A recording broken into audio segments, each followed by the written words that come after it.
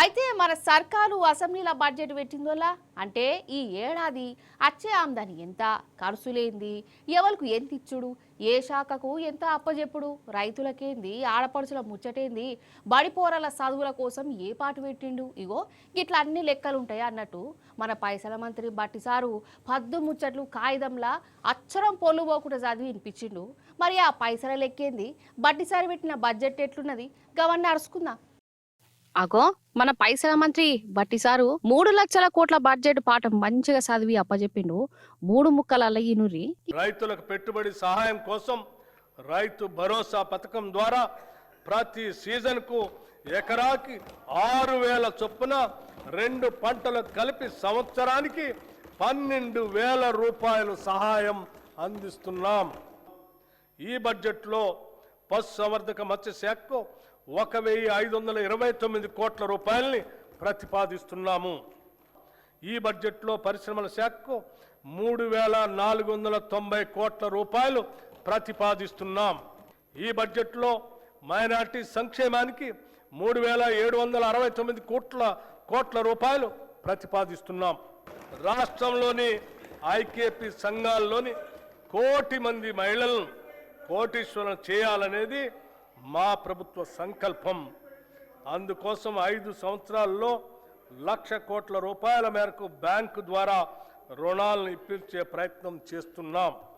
Schedule తెగల వారికి 12,600 కోట్ల రూపాయల బడ్జెట్తో ఇందిరా సవర గిరి జల వికాసం పథకం ద్వారా 100% సబ్సిడీతో సోలార్ పంప్ సెట్లు అందించి వారి పురోగతికి ఇదోతికంగా తోడ్పడతాం.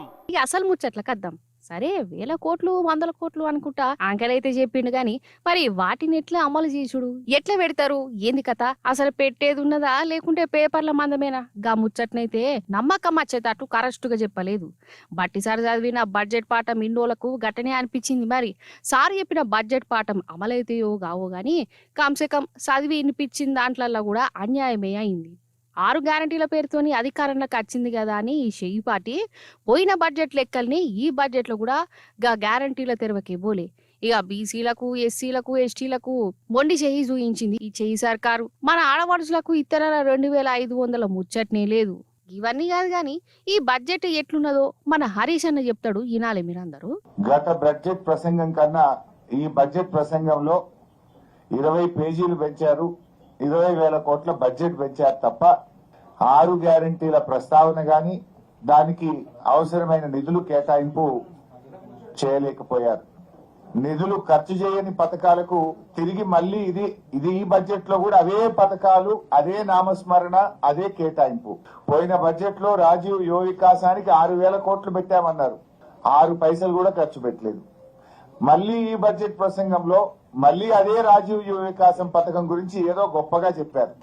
అట్లా ఇందిరమ్మ ఆత్మీయ భరోసా 24-25 బడ్జెట్ లో పెట్టిండ్రు, 25-26 బడ్జెట్ లో పెట్టిండ్రు. 1 రూపాయి ఇవ్వలేదు, 1 పైసా కూలీలకు అందలేదు. 3 ఏళ్లు నిండక ముందే 3.5 లక్షల కోట్ల అప్పు చేశామని చెప్పి వాళ్ళ లెక్కలు చెప్తా ఉన్నాయి. మరి 3.5 లక్షల కోట్ల అప్పులు చేసి ఏమైనా కట్టిండ్రా?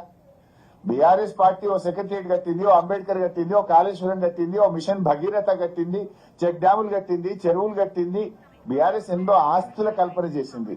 మీదంతా కూడా బట్టి బడ్జెట్, బడా జూటా బడ్జెట్, బట్టి బడ్జెట్, బోగస్ బడ్జెట్ అనేటువంటిది చాలా స్పష్టంగా అర్థమైతా ఉంది.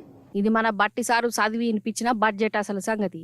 ఇక ఇంకో దిక్కు అసెంబ్లీల బడ్జెట్ పాఠం చదివి వినిపిస్తుంటే బీఆర్ఎస్ లీడర్ల నిరసనకు దిగిర్రు. ఈ బడ్జెట్ తోని ఎవ్వరికి కూడా న్యాయం అయితలేదు అనుకుంటా చెవులలో పూలు పెట్టుకుని సభ నుంచి బయటికి వచ్చిర్రు.